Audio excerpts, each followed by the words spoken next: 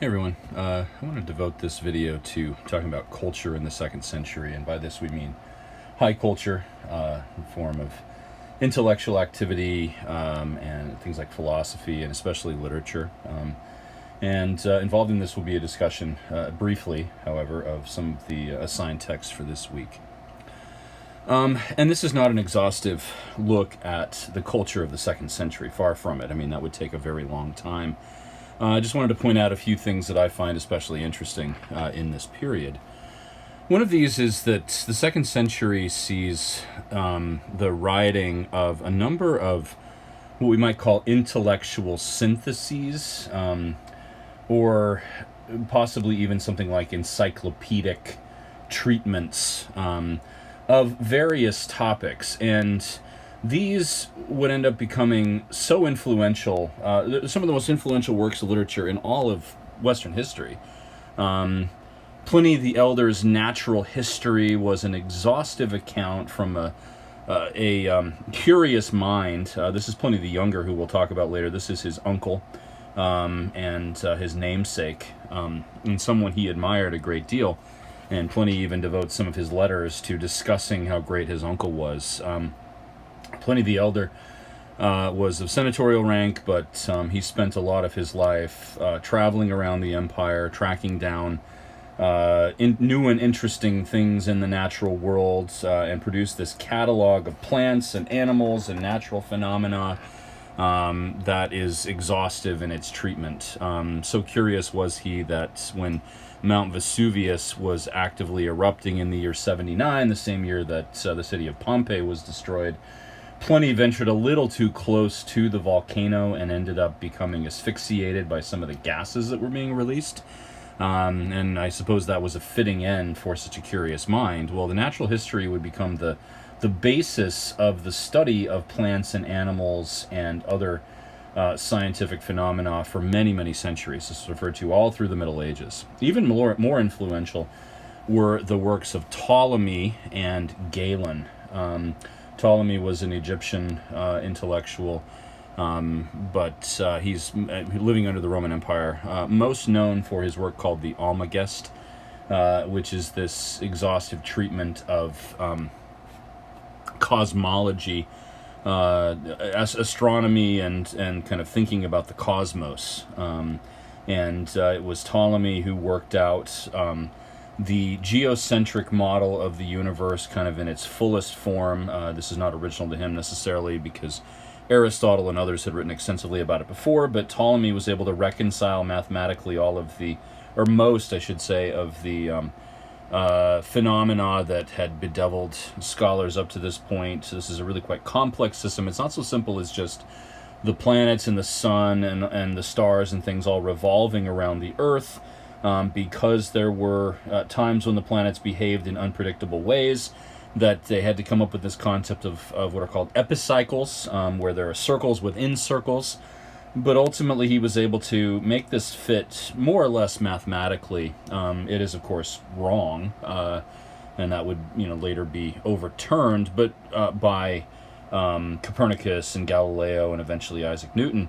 But despite the fact that it's wrong, this ended up being the standard view of the way the universe worked for about a millennium and a half, really from the 2nd century until well into the 17th century, before Ptolemy was finally kind of rendered null and void, right? And a similar story can be told about Galen. I haven't listed just a single work of Galen because Galen wrote dozens of different treatises on various aspects of physiology and anatomy and the human body and medical treatment, medical diagnosis. Galen was the great systematizer of ancient medicine and extended the discoveries of, among others, Hippocrates, the great Greek physician from the classical age. Galen was Greek, living under Roman rule. This is a pretty common theme for intellectuals in this period.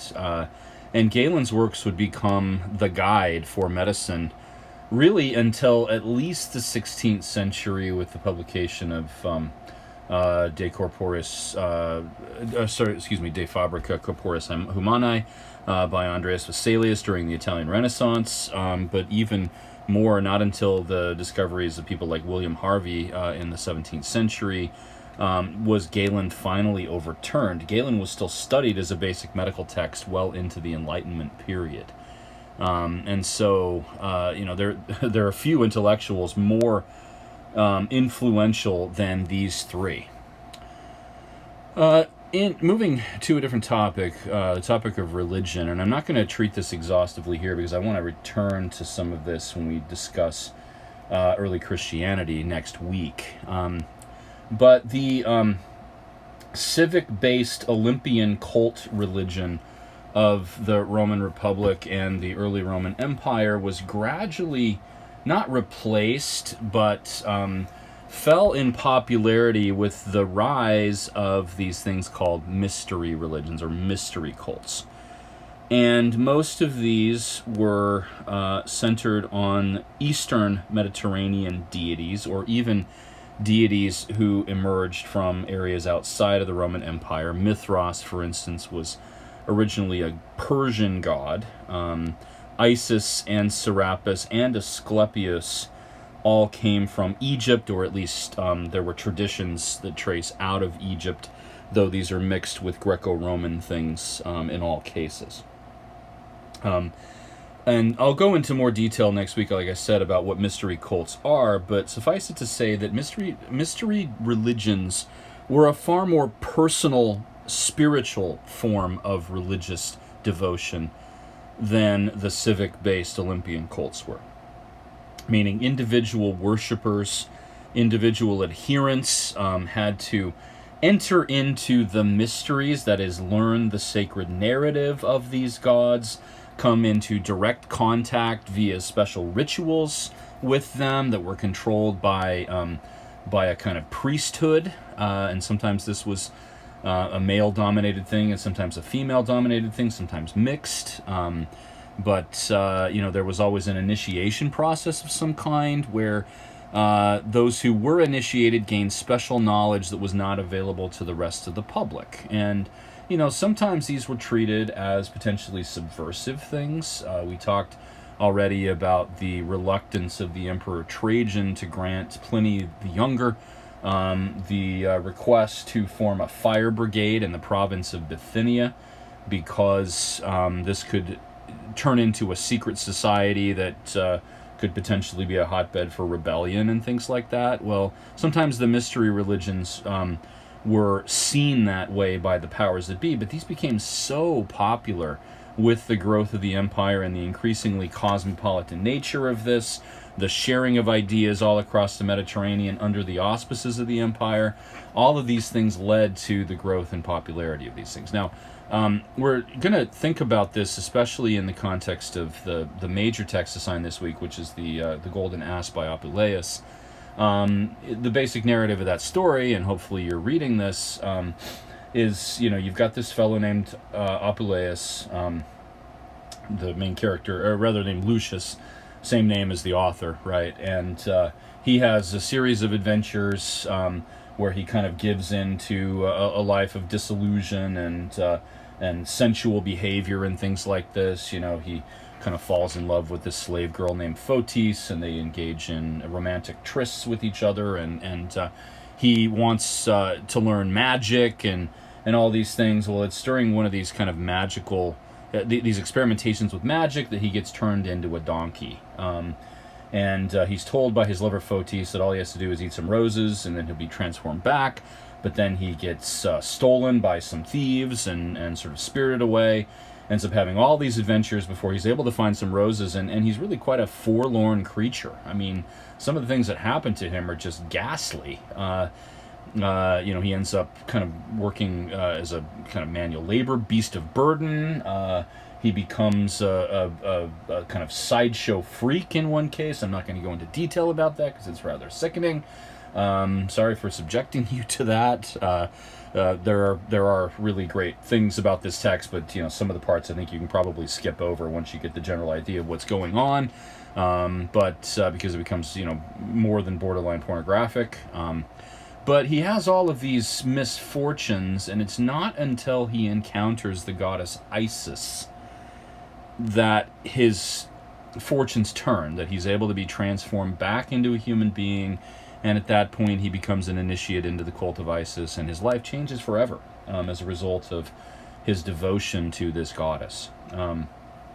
And so, and there are other things in that text that hint at this. There's the myth of Cupid and Psyche, for instance, which also has a kind of mystery religion ring to it, because Psyche is, in a way, initiated into a kind of mystery cult when she weds her husband. She doesn't realize that this is the god Cupid, and he's not going to reveal it to her because he has been sent to punish her due to her beauty. Venus, Cupid's mother, has become jealous, and poor Psyche has been subjected to the wrath of Venus.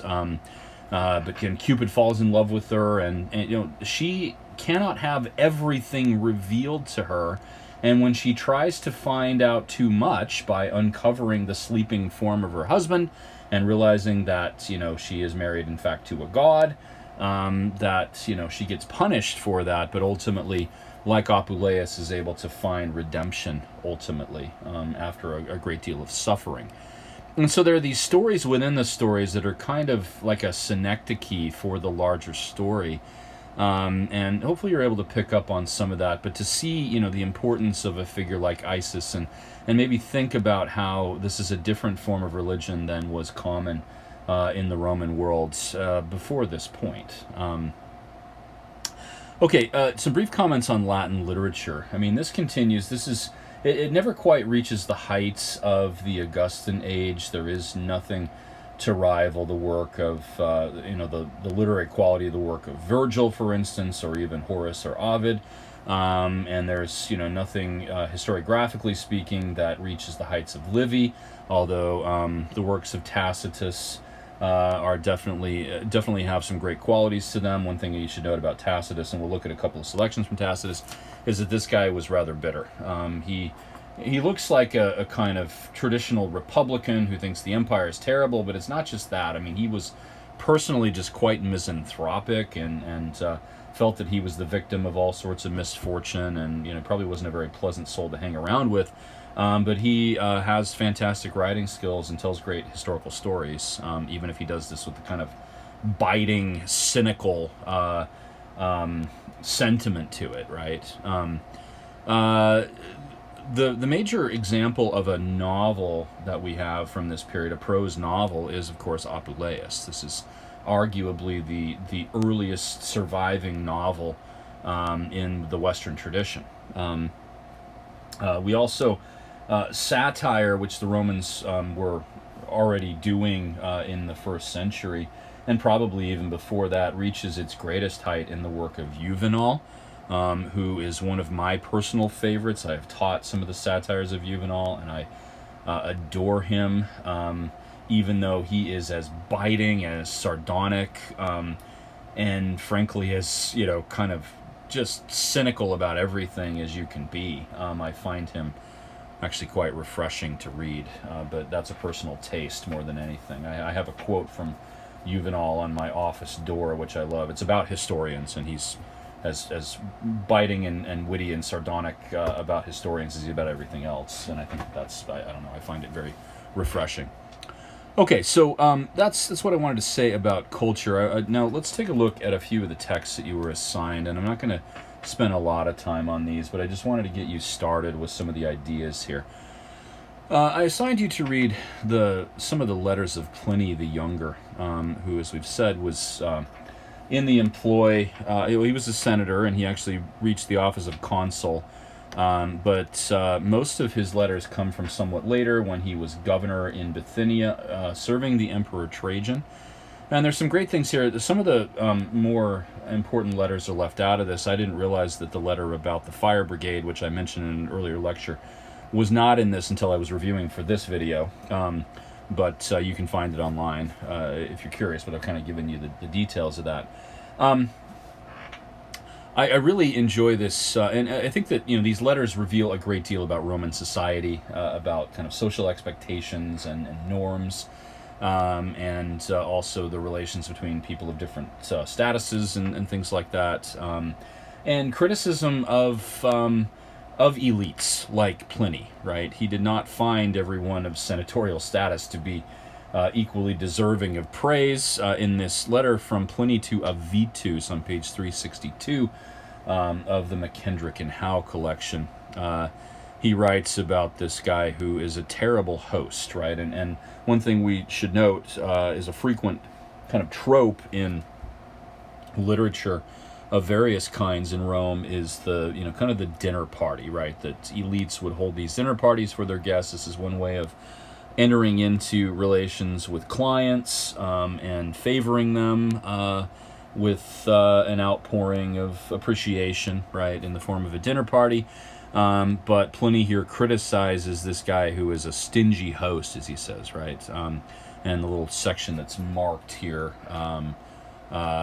he writes, it would not take too long to recount, nor does it particularly matter, how it happened that I, though far from an intimate friend, was the dinner guest of a fellow who seemed to himself an elegant yet a thrifty soul, but who impressed me as simultaneously extravagant and stingy. And he goes on to talk about what a terrible host this guy was, right? That he would serve good wine to the people he was trying to impress, and then his other guests, including his clients, people who were directly beholden to him, and his freedmen in particular, right? The slaves that he had manumitted, who were now essentially his social clients, he would give them this terrible wine. And Pliny was like, well, that's not the way to do it. And the guy's like, well, what do you do? He's like, well, I give the same wine to everybody. He says, man, it must cost you a fortune. He's like, actually, I serve, not great quality wine to everybody, but at least everybody gets the same thing, okay? And this is to teach everyone that gluttony is a bad thing, right? So if you drink really high quality wine, then you're probably going to drink too much of it, and then you're going to get drunk, and there's going to be a problem, right? And so Pliny is all about kind of maintaining a sober attitude and public decorum and things like this, and getting drunk does not allow for that. So anyway, that's one text that you might think about in the perusal assignment, the source commentary assignment. The most famous letter by far, or I should say letter exchange by far, is between Pliny and Trajan about the issue of Christians. This is when Pliny was governor in Bithynia. And you'll read about this in the Wilken book, which is the monograph assigned for next week, Christians as the Romans Saw Them. It's a short monograph, but it's really, I think, revealing about how, the Christianity as a movement was quite confusing to Romans, and going into reasons why they found this thing unacceptable, okay? And there's a lot of things marked here. Let me just point out, and something you'll read about in Wilken, is that Pliny has a hard time even describing what this thing is. He doesn't understand Christianity at all, right? He says, well, I'm not sure whether I should punish people just because they're Christians, if that's a punishable offense, or if the abominations that are usually associated with that name are the things that ought to be punished. In other words, is it a crime to just be a Christian? Or is it a crime, does it matter if one is a Christian, if they don't do anything reprehensible, then they be a Christian, right? Is that punishable? But then the abominations, as he says, that are associated with the name Christian, he doesn't go into any details here other than to say they won't pray to the emperor or to any of the acceptable gods. And then he uses this word superstition. He says, I really tried to understand what this was. I questioned people. I even brought in a couple of women who were called deaconesses and tortured them, trying to figure out what they believe and what their opinions are. And he says, I found nothing save a vile superstition carried to an immoderate length. Now, the Latin word superstitio does not mean the same as superstition means today. This is something that Wilken is going to discuss, right? That word had a kind of a technical meaning to it that isn't obvious just from reading this. And so I'm not going to do the work for you here. You'll need to explore Wilken. But anyway, that's something that's will come up again. And then Trajan responds by saying, well, don't actively hunt these people down. And be careful about informants, right? Information lodged anonymously ought not to be regarded in dealing with any charge. It is of an abominable tendency and not consonant with our enlightened age. And so Trajan sees himself as a different kind of ruler, perhaps, than those who came before. That Rome has imposed real civilization on the Mediterranean, and we should not ascribe absolute truth to anonymous informers, though we should investigate but not actively hunt these people down, right? And if people are willing to deny their association with Christians, even if they've been associated with it before, then we'll go ahead and release them. Let's not worry about it. What Trajan never says here is what to do with the Christians who refuse to recant. I suppose that it's, he agrees with Pliny that they ought to be tried, but he never quite answers Pliny's question about that. So there's a great deal to think about and unpack in that text. Okay, on to Tacitus. The only Tacitus that I assigned you, there's a good selection from the Annals of Imperial History in the McKendrick and Howe book, but I didn't assign that to you. The one text I assigned you was some selections from the Germania. This is a kind of ethnography that Tacitus wrote, but we should not mistake him for an objective anthropologist here. Tacitus had an axe to grind, as he always did in writing whatever he wrote. Okay, he wrote a biography of Agricola, who was, I believe, his father-in-law or something like that. I can't remember the exact relationship. This was a general who had served in Britain and managed to kind of extend Roman rule over parts of Britannia. In any case, it's kind of funny because Agricola just means farmer, but it was also this guy's name.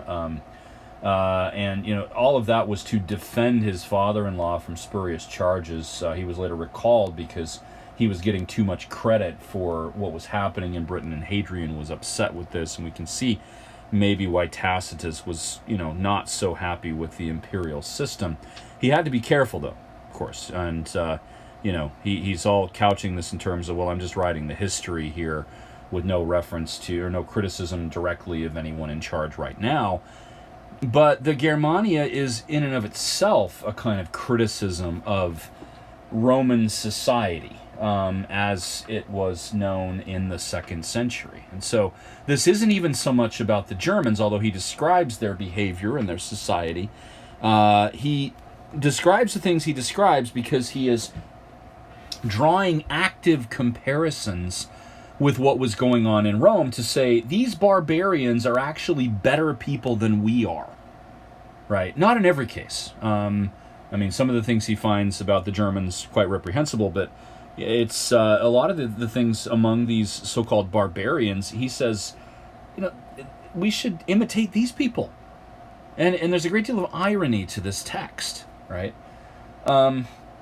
Now, there's so much to unpack here, and I'm just going to bring up a couple of points.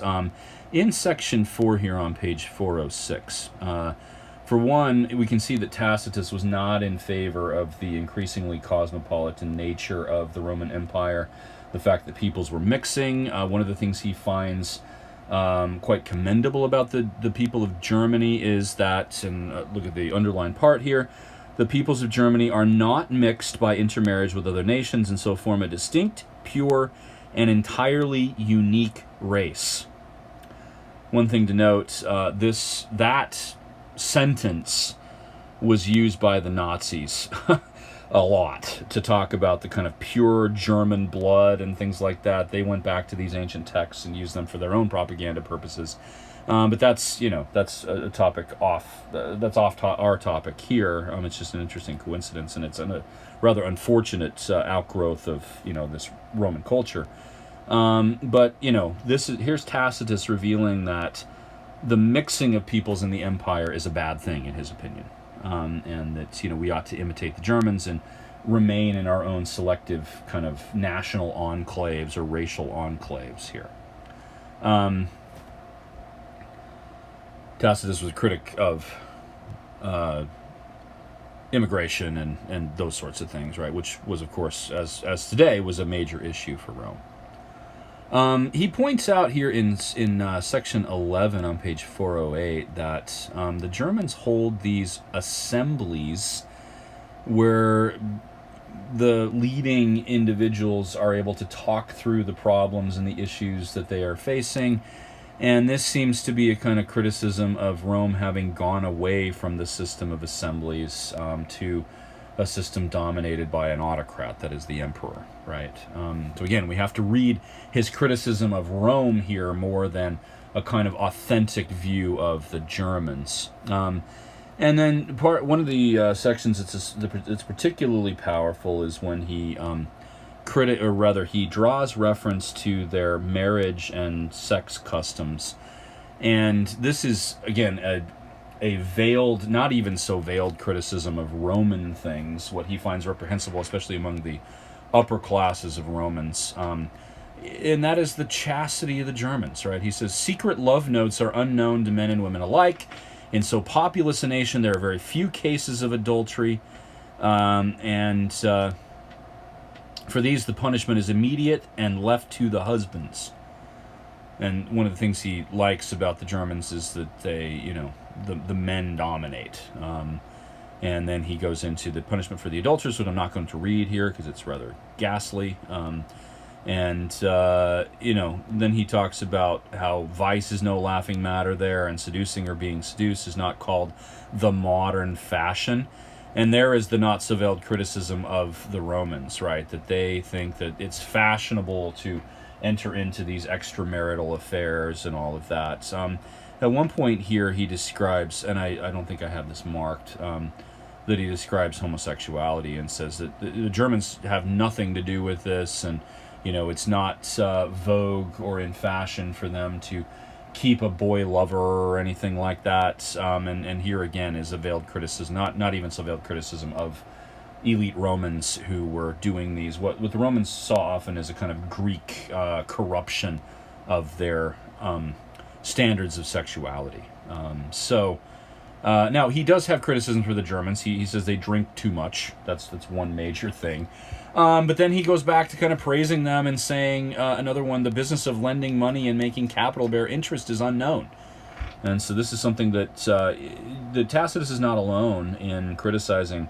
We'll see, there's a reference in Apuleius, for instance, that we can look at, where he talks about the problem of usury or earning money on interest, which just seems unnatural.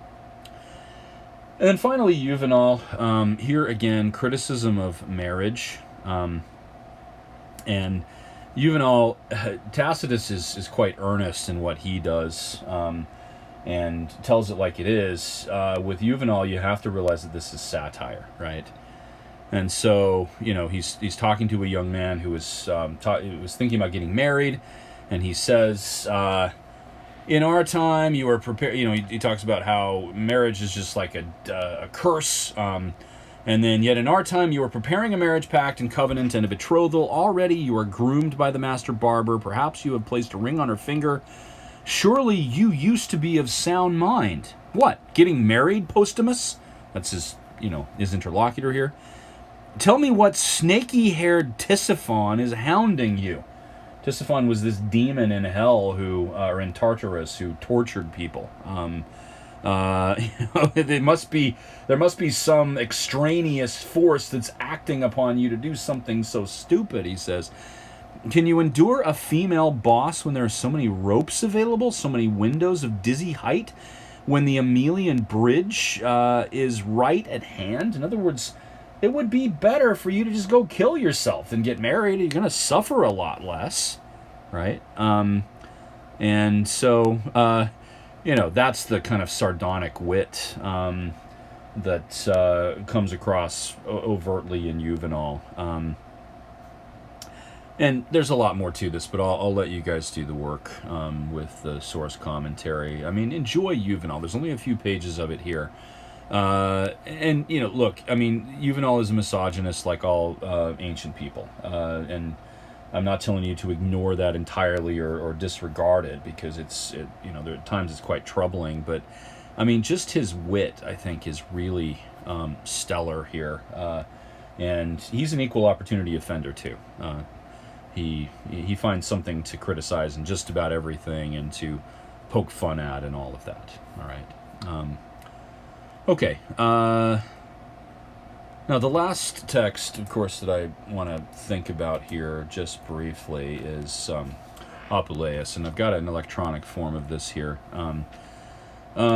And there are so many themes in this text that you could construct a paper around. One of the differences with this paper from the short papers that you've written up to this point is that you don't have a prompt, right? You need to come up with your own question to ask about this text. And I've got a set of primary source analysis suggestions in the syllabus. You can take a look at that. But the main question to ask here generally as you start is, what does this text tell us about this age, about the Rome of this period? And given that Apuleius lived in Numidia, which is North Africa, although he did travel around the empire, he studied rhetoric in Greece and spent some time, I think, in Egypt, and he was in several places. The story itself is set in Thessaly, which is in Greece, rather than Numidia. So he was aware, but, this is a view from the provinces.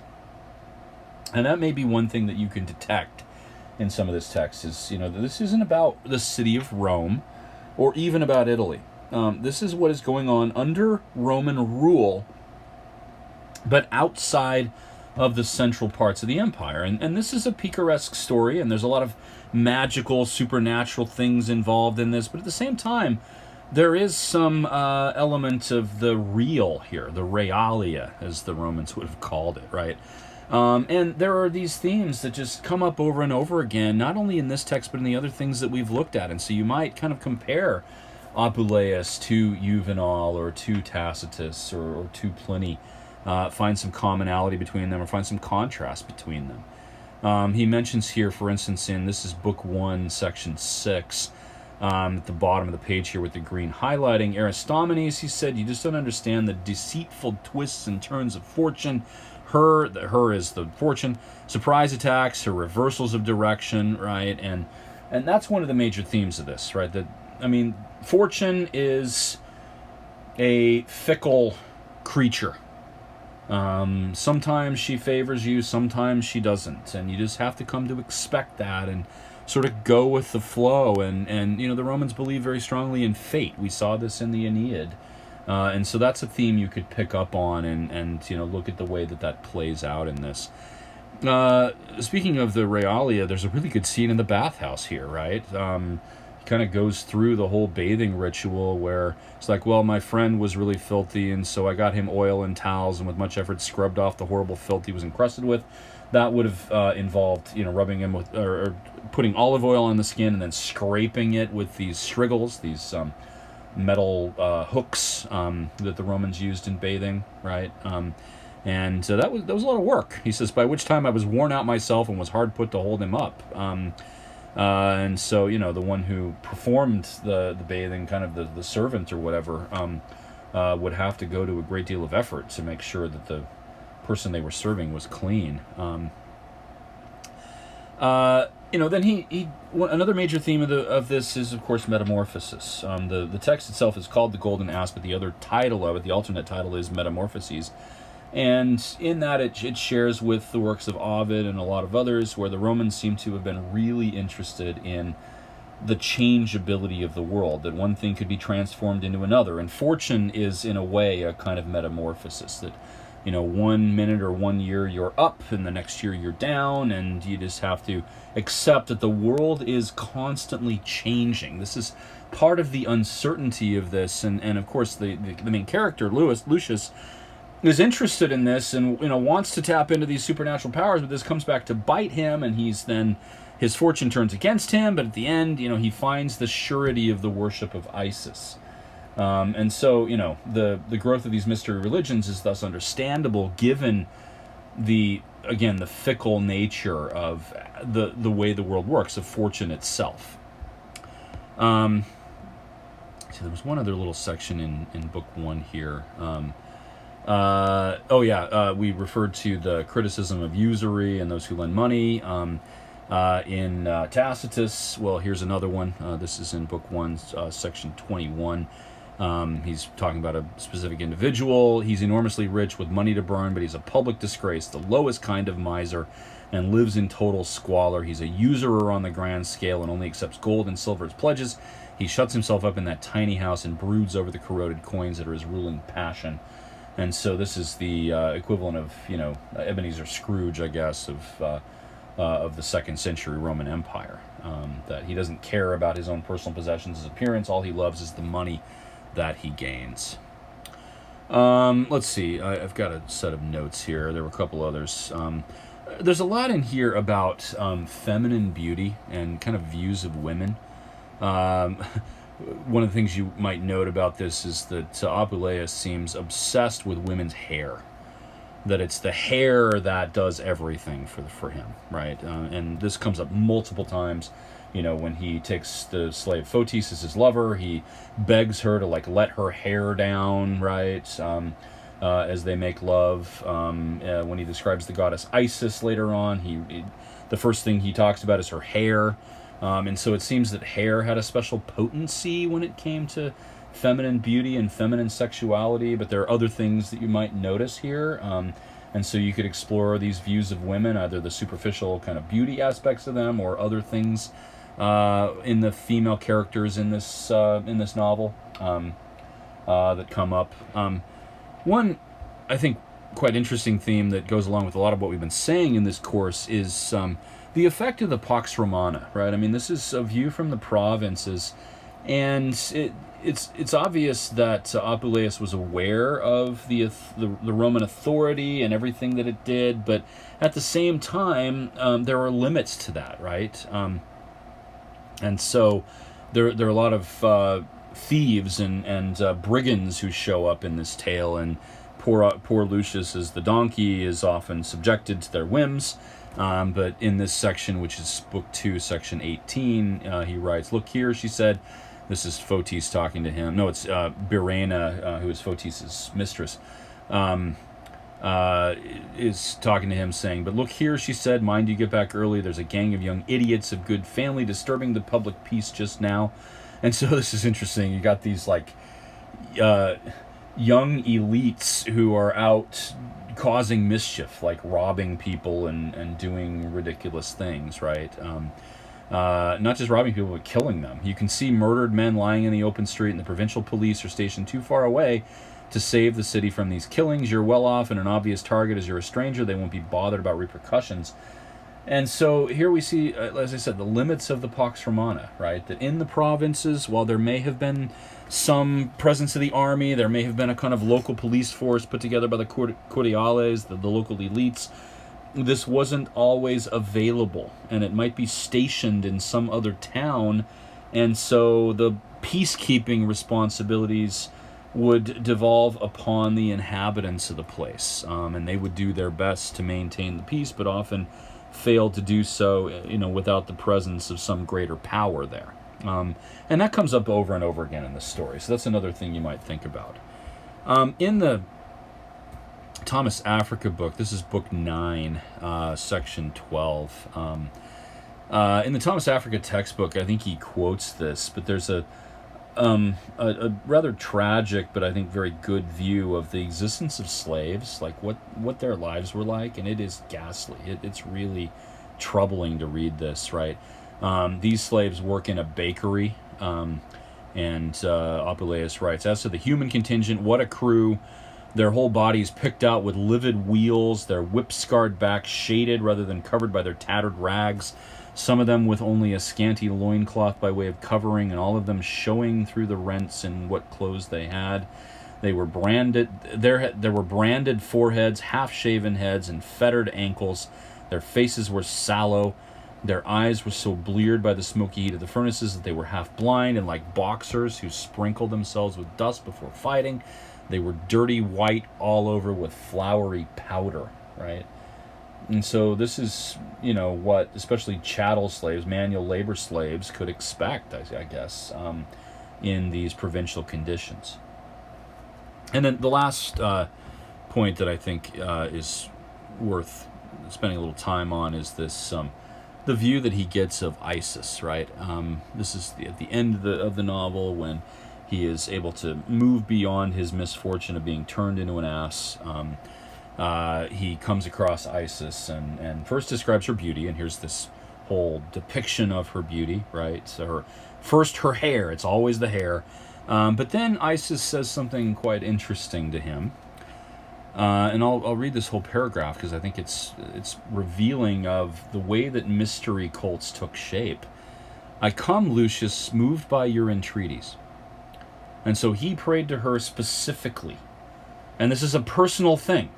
She's not coming to the town or the city or the province. She's coming directly to Lucius, the character here, right? That's the difference between a mystery cult and one of these civic cults that were more common, that were the kind of traditional norm, right? Moved by your entreaties, I, mother of the universe, mistress of all the elements, firstborn of the ages, highest of the gods, queen of the shades, first of all those who dwell in heaven, representing in one shape all gods and goddesses. And so these mystery deities would at times become composite beings, absorbing into a single god or goddess all of the pantheon of polytheistic deities. And it's not even quite certain how this was conceived of, other than in texts like this. It seems that, Isis is claiming multiple identities. She's saying that among some peoples I'm called one thing, and among some peoples I'm called another, and she ultimately ends up encompassing most of the major deities of the ancient Greco-Roman world, right? I mean, she says that she is Minerva, for instance. She's also the mother of the gods. I suppose that's Rhea, or, one of the Titans or something. Maybe, or maybe it's just some other conception. She is also Venus. She is Diana. She is Proserpina. That's Persephone. She is Ceres. She is Juno. She is Hecate. And these are gods and goddesses among the Greeks, the Romans. She even says among the Ethiopians, I'm called this one thing.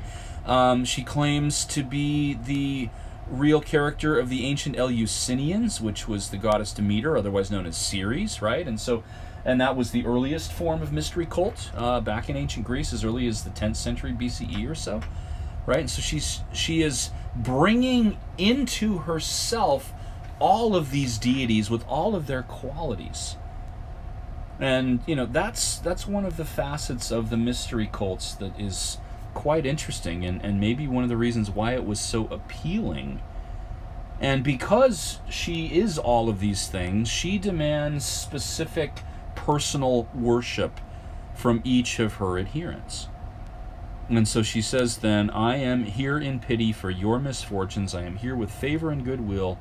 Cease now your weeping, put an end to your lamentation, banish your grief. Now by my providence, the day of your release is dawning. Attend therefore with your whole mind to the orders I give you, right? So let me dominate your world, really, is the sentiment here, right? This is not just a kind of occasional thing where you as a member of a community come together to worship a god or goddess.